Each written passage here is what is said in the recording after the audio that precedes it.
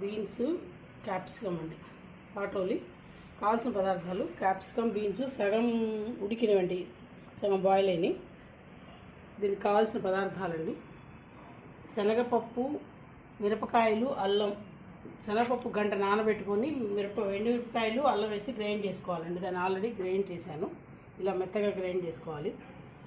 నూనె, దీంట్లోకి పచ్చిమిరపకాయ ముక్కలు వేసుకోవాలండి. కరివేపాకు 2 రెబ్బలు, రుచికి సరిపడా ఉప్పు. దీంట్లో పోపు మినపప్పులు, ఆవాలు ఏమి వేసుకోక్కర్లేదండి. జీలకర్ర, ఆవాలు, ఎండుమిరపకాయ ముక్కలండి, పసుపు. తయారు చేసే విధానం చూద్దాం.